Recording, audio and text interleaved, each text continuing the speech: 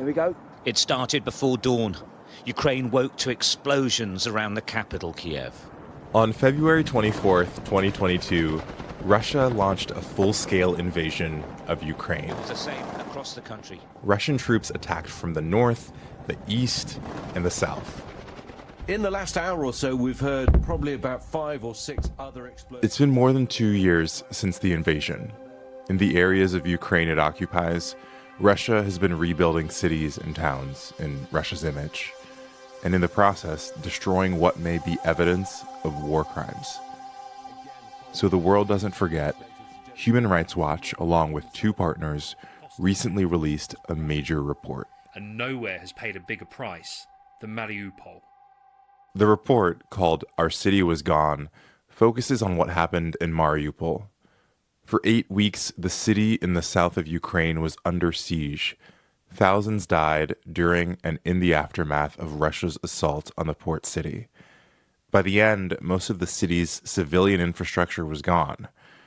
One of the investigators for the report, Marina Slobodianyuk. I had the full understanding that Russia would invade in the nearest future, so I decided to evacuate me and my family and my parents, my daughter, to the western part of Ukraine. Marina is the head of investigations at Truth Hounds. Truth Hounds has been documenting human rights violations in Ukraine for the last 10 years, ever since Russia took control of the Crimea Peninsula in the south of the country.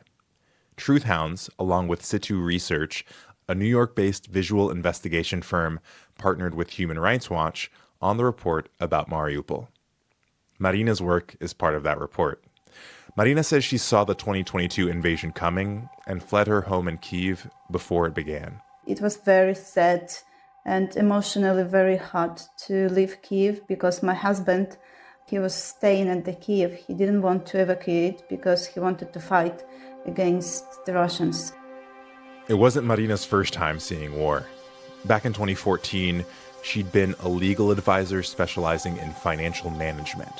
That year, some friends who worked at Truth Hounds invited her to join one of their investigations in eastern Ukraine, another front line in the war with Russia and Russian proxies.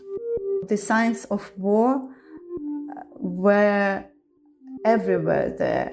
The windows broken, the houses totally demolished or burned.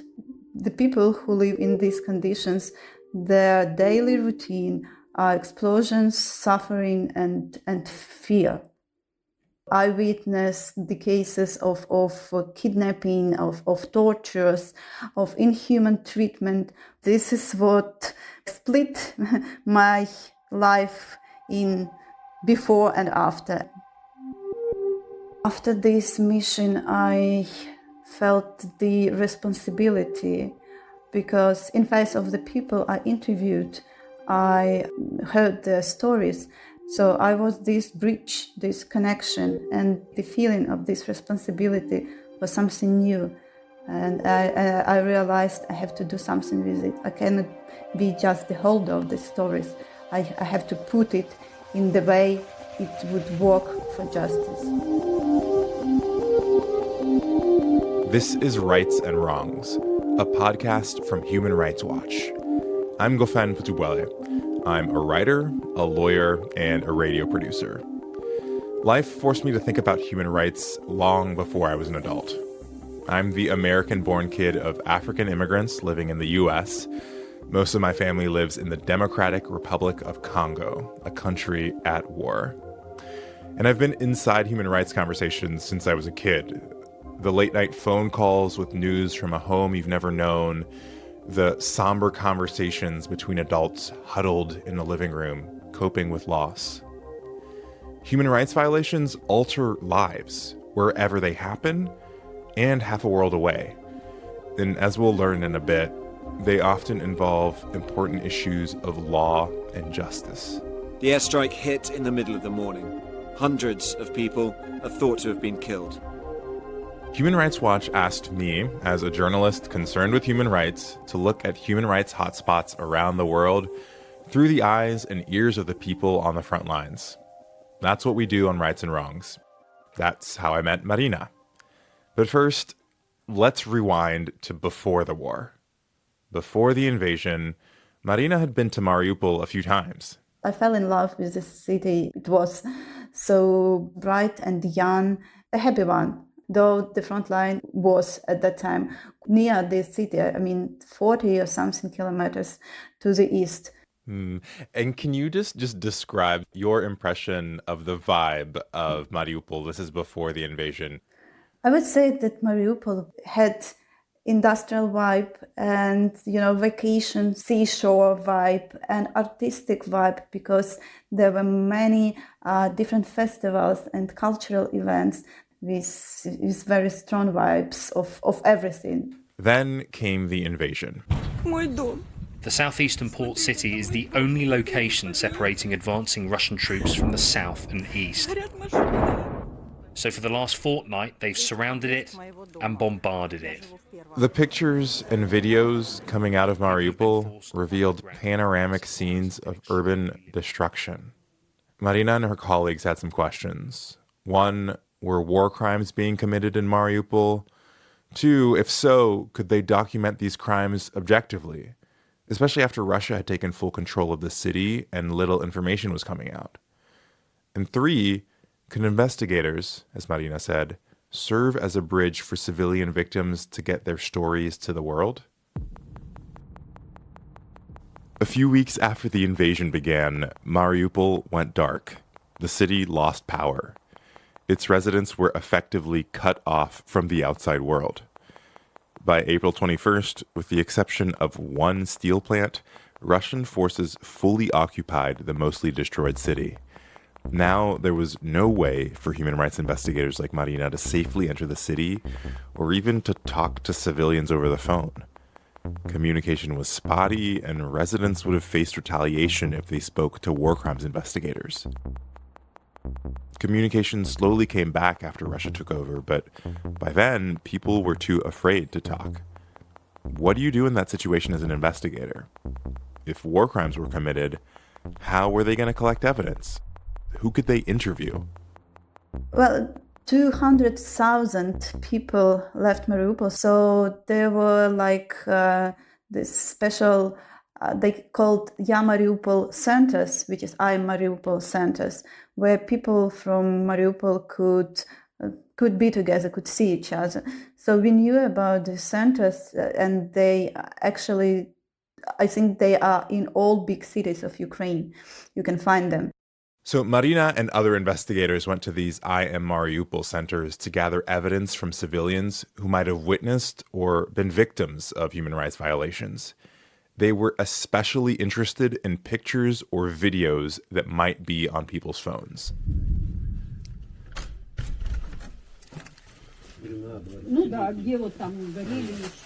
It was very, well, I would say a heroic act. If you living in Mariupol, you decide to bring something, some information or some photos with you, because Russian soldiers, they checked the mobile phones and then deleted everything they found or broke them. So these footages became very precious evidences and the source of information for our research. The videos would play a major role in the final report. But the main evidence they wanted came from the folks who fled Mariupol themselves and the stories they had to tell. And this is where an investigator working for Truth Hounds has to follow very specific protocols. Because the goal here is not just to get the stories. The goal is to get statements that might later be used in legal proceedings. It's to get evidence that can be independently verified. Okay. So can you start by saying your name and that you give me permission to film you? One important part of that protocol, don't re-traumatize victims. For starters, they have to be interviewed in a safe space. Marina told me about another one of their interviewing techniques. Which is, you cannot just leave the person and say, okay, goodbye, thank you very much. You have to put him on the same emotional condition in which he or she were at the beginning of the interview. So when the conversation is over, we tried to speak about something completely different, anything that could distract them and stabilize their emotional condition. One interview in particular she vividly remembers. It actually took place in Kyiv, in the offices of Truth Hounds, a safe space far from the front line. It was with a former deputy mayor of Mariupol. We don't have tape of this interview. When Truth Hounds investigators were able to interview people in person, they often didn't record them. They took careful notes instead so they could craft a first-person narrative. The witnesses would then hear their testimony read back to them, amend it if necessary, and then sign it. The interview with the deputy mayor lasted 4 hours, and Marina says he got right to it. He was eager to tell his story. He was trying to negotiate with the Russians about the humanitarian corridor to evacuate people. They got the agreement on ceasefire with the Russians, and he and his colleague went to the checkpoint to check if everything is ready for the evacuation, because it was the road which leads out of Mariupol, and there were some concrete blocks on the road, so he wanted to remove them for the evacuation buses. And when he came close to it, to these concrete blocks, his car, where he was driving with his colleague, was immediately shelled. And they also saw and noticed the drone above their heads, which meant that they were observed by the Russians, and that the Russians saw them and attacked this car. They jumped out of the car, and the shelling lasted for 40 minutes, maybe, and they ran away, of course. And then you, in your role as the investigator, when you heard that story, does it register to you as this is potentially a war crime? Yeah, sure, of course. There was obviously a civil car, a white one, with no signs of military, anything on it. And he was wearing the regular clothes. And so this is nothing that could mean the legitimate military target. Still, they got attacked and shelled by the Russians. The deputy mayor was one of many people Marina interviewed. His testimony is cited in the Human Rights Watch report on what happened in Mariupol. And the report does, in fact, accuse Russia of committing war crimes. But what exactly is a war crime? The lawyer in me wanted to understand the legal framework, and for this, I turned to Belkis Vile. International humanitarian law, which is this body of law also known as the laws of armed conflict, is the legal regime that's in place in a time of armed conflict, and specifically what we are looking at in the documentation that we do. Belkis is an associate director in Human Rights Watch's Global Crisis and Conflict Division. She lives in Kyiv and she worked on the Mariupol report. Belkis explained that the laws of armed conflict were designed to minimize civilian harm and civilian casualties in times of war, and that the laws prohibit certain acts. Things like the direct targeting of civilians, or even carrying out attacks that might not be targeting civilians, but where civilians are being killed because the attack was disproportionate. So there might have been one small military legitimate target, but the attack was carried out in a way that also then killed a disproportionately large or harmed a disproportionately large number of civilians. So those kind of acts are banned under international humanitarian law, as are other serious violations of international humanitarian law, things like torture, sexual violence, pillage, and the destruction of civilian property, all of which can occur in the context of fighting. And with that context, what were you seeing in Mariupol as the attacks began 2 years ago now? What we saw very quickly was that they were launching massive attacks, bombardment of the city at a time that they knew it was full of civilians. This is what forced so many civilians to hide out in their basements, and very quickly started to see them being cut off from access to food and water and electricity. Because the bombardments were so heavy, the bombardments were also affecting things like the electricity lines and supply lines in and out of the city. I mean, so many civilians were killed because of this mass bombardment of the city that was really, for weeks, relentless. And because of the scale of the military operations and how the Russians were approaching the city, they were able to encircle the city and very quickly cut off all routes out. So civilians were, on the one hand, facing heavy bombardment with munitions that were hitting civilian sites. But on the other hand, they had no way out of the city. And so that's really, when we're talking about the kind of death toll that we saw in a city like Mariupol, it's because of that. Do you remember any of the people that you spoke to, and sort of the kinds of stories that they told you? It was the older people and people with disabilities who had the most horrifying stories that really stayed with me. I remember interviewing one woman in her 60s who uses a wheelchair. And because of her disability, she didn't want to and couldn't go down to the basement because she can't use a bucket as a toilet, which is what everyone else had to do. So she had to stay in her apartment so that she could use the toilet in her bathroom. And she remained in her apartment alone. Her kids would come up from the basement, but they had young children of their own, her grandchildren, that they would leave in the basement. So they would try to come up once a day to check in on her. She was living, if I remember correctly, on the 9th story of her building. And she described to me how bomb blasts shattered the glass on her windows. And it was, of course, cold at the time. So then she was looking out onto the city with no barrier, no glass or anything, watching explosions happening all around her. The building was shaking every time there was an explosion in the vicinity. And she described at one point just putting a blanket over her head, sitting on the couch waiting to die.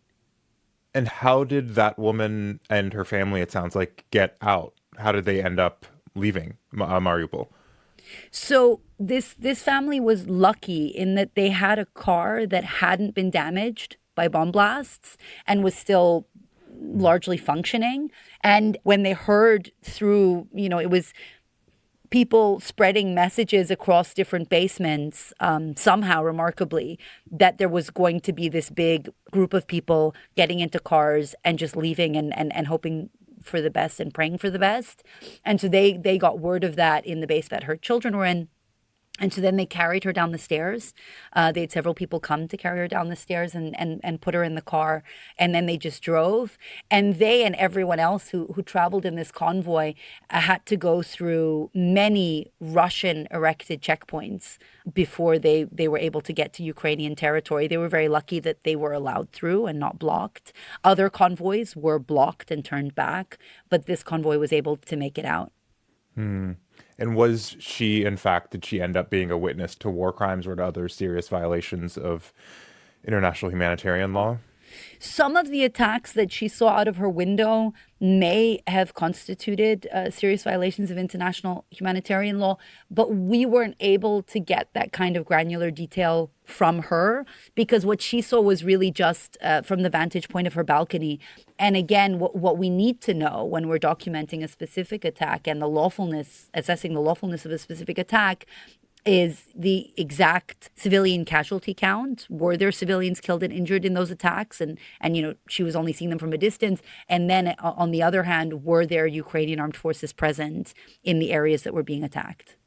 And sometimes figuring out the impact of an attack on civilians really requires us to actually go to a cemetery and count the bodies or speak to a gravedigger, which we've done here in Ukraine, to talk about how many bodies he buried in that instance to be able to really verify the civilian casualty count. Of course, in areas that we can get to, we assess the physical destruction in person. We assess the marks that are left behind by the weapons system that allow us to maybe know what kind of a weapon it was. But where we can't get to those areas, it's really these witnesses that we're relying on to give us that kind of information. We're trying to figure out the specifics of the attack, the time of day, where it was exactly. We might want to ask questions about things like the weather, because if we might have seen photos or videos online that purport to be from that same attack, we want to verify that those photos and videos are real. And then we try to figure out who it is that was behind these attacks. And that could be because we know where the attack came from, so we can assess the directionality of the attack, or the type of munition system. It might be a bomb system that only the Russians are using or only the Ukrainians are using. And so by figuring out the type of weapon, it allows us to know who it was that fired it. And then, of course, whether there were military in the area at the time of the attack, and therefore whether this might have been a legitimate military attack. It could be that a military base was being targeted and a few civilians happened to have been next door and were killed in what would be deemed actually sort of lawful collateral damage. Hi, this is Tarana Hassan, the Executive Director of Human Rights Watch. At Human Rights Watch, we investigate and report on abuses happening in every corner of the world. We're journalists, country experts, lawyers, and other professionals who are doing everything we can to expose perpetrators and to help protect vulnerable people. We're a non-profit. But to keep our independence, we don't take money from governments. And that's why we rely on support from people like you. If you value what we do, please donate. Go to hrw.org/podcast/donate. That's hrw.org/podcast/donate. Thank you. Let's skip a little bit forward to you've gathered the information you could gather. You've spoken to people. You've verified with satellite imagery, with social media videos that you've also verified to make sure they're real. That information is gathered. You formulate a report. What is the purpose? What's the aim of doing that? Perpetrators like to be able to commit abuses in the dark, because that carries a fairly low cost to them, as long as those abuses remain in the dark and their perpetration of those abuses remains in the dark. And so what we're trying to do is shine a light, a very bright spotlight on those abuses and on the perpetrators involved in those abuses to increase the cost of them continuing to perpetrate abuse. And shining the spotlight is making this public. And so for us, once we have the facts, once we've carried out our analysis, we need to make everything that we've collected public. And the aim there is, particularly in the case of abuses ongoing in Ukraine and in Mariupol, is to ensure that an accurate historical narrative is being captured. We want to make sure that the world, that Ukrainians, that Russians know what happened in Mariupol and who is responsible. And we want to make sure that that is enshrined while people still have the memory of what happened and all the specifics of what happened. That then, developing that accurate historical narrative is really going to be essential to Ukraine's future and to Russia's future, for that matter. Who is the light shined upon in this report?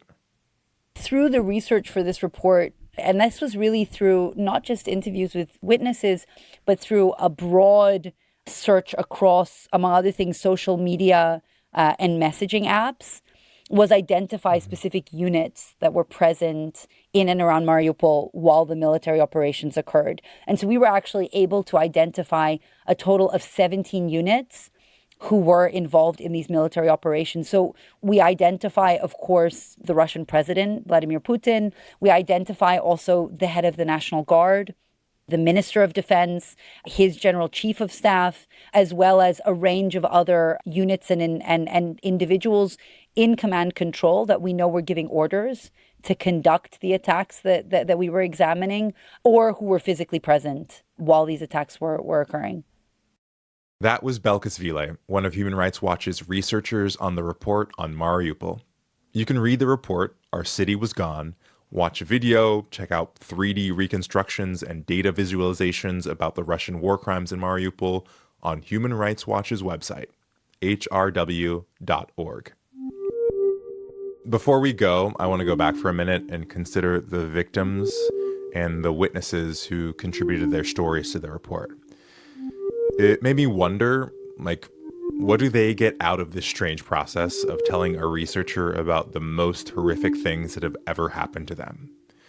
And what do they make of it when the researcher writes a statement, usually in the first person, and then reads it back to them for their approval? This is something that came up in my conversation with Marina. When people hear that someone else is telling his story in first person, I got under shelling, I was kidnapped or something. This person, he or she live this situation once again, go through it once again, but see it from the distance and got distanced from it. And that is how he sees it beyond this trauma bubble. And that's how it can have the healing effect. Someone else is telling the story using I, and so it's it's not you, it's them in a way. It gives you an inch of distance at least. Yeah, that's right. Mm-hmm. You've been listening to Rights and Wrongs from Human Rights Watch. This episode was produced by me and Curtis Fox. Birgit Schwartz was the supervising editor. Our associate producer is Sophie Soloway.